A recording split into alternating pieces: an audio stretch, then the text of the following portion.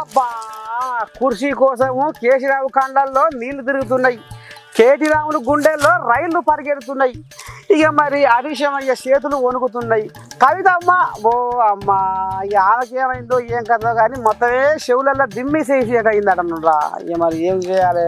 కుర్చీ కుర్చీ కుర్చీ ఎంత పని చేసి రేవంతం కుర్చీ గుంజుకొని ఇక చూడు మరి రేవంతం ఏమనుకొస్తుందో ఇందాం పని. కేసీరావు నా కుర్చీ గుంజుకుండు అని పదం పాడుతుండు.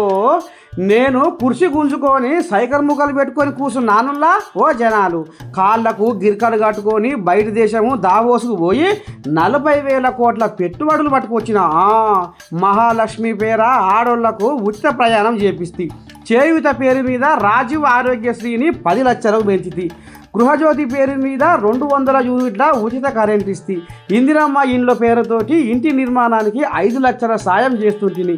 మహాలక్ష్మి పేర ఆడబిడ్డలకు 500కే గ్యాస్ బుడ్డి ఇస్తుంటిని.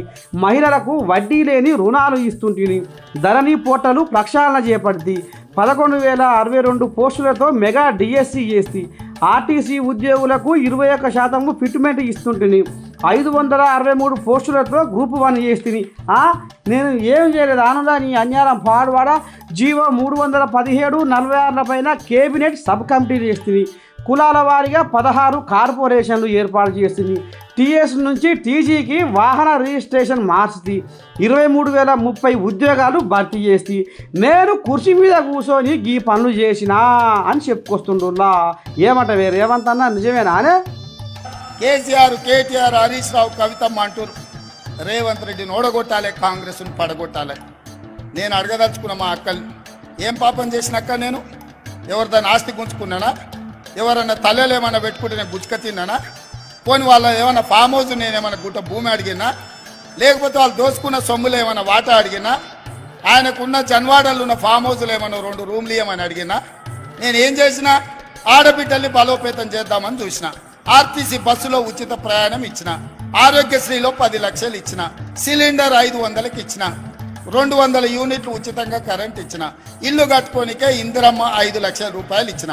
ఇవాళ 1,00,000 మంది ఆడబిడ్డల్ని ఇడికి పిలిచి కోటీశ్వరులను చేస్తాం, మీరు 63 లక్షల సభ్యులు సంఘాలలో 1,00,000 మంది కానీ 1,00,000 మందిని కోటీశ్వరులను చేస్తా అని నేను చెప్పిన. ఇదేమన్నా తప్ప?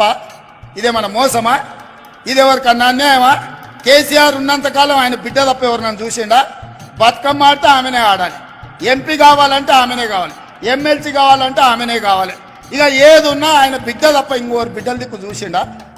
ఆయన బిడ్డ ఆయనకి ఎంత ముద్దో మా అక్కల సెల్లెళ్ళు మాకంత ముద్దు కాదా? మా అక్కల సెల్లెళ్ళు బాగుండాలని మేము కోరుకుంటే తప్ప?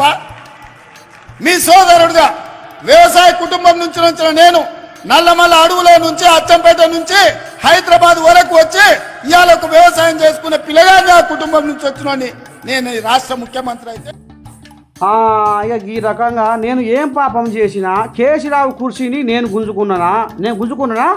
నేను గుంజుకోలేదు, మీరే లాక్కొని నాకు ఇచ్చిర్రు. ఎందుకు మరి ఇంత బస్టిర్గము కండల్లో నిప్పులు పోసుకుంటుండు అని ఇక ఈ రకంగా ఆంబాయం వెళ్ళబోసుకుంటుండ పాపం రేవంత్ రెడ్డి సారు.